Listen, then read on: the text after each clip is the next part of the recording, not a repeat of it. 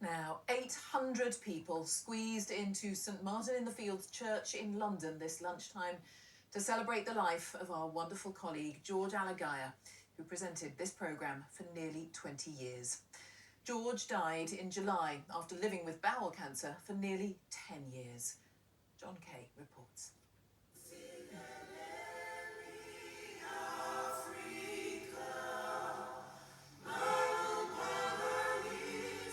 At the heart of this service was George's migration story. It defined his life and his career.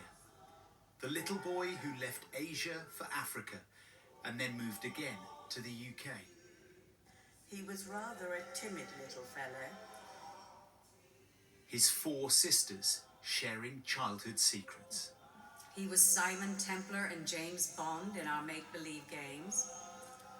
He was also our tailor. He would sew all the outfits for our Barbie dolls. In all the tributes, one clear message, that what mattered most to George was family, not fame. Earlier this year, when it became clear just how quickly his illness was progressing, he sat Adam and myself down and asked us to make sure that his 3 beloved granddaughters, our daughters, one day understand this part of their own stories. Good evening and welcome to the BBC's News at 6.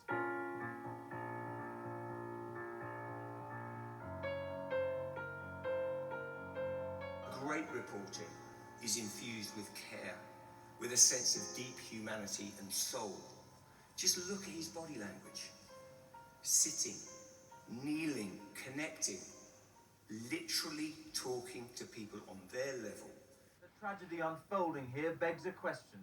For how long and at what human cost can these camps be sustained? 30, 40... George had all of the talent, the acuity, the commitment, the poise and the grace and the reputation of a high-profile, high-powered television news anchor, but none of the grandeur.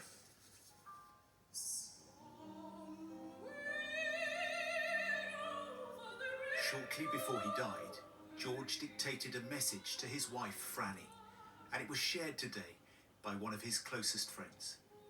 If you haven't already told the people you love that you love them, tell them. If you haven't already told them how vulnerable you sometimes feel, tell them. You never know what is coming around the corner.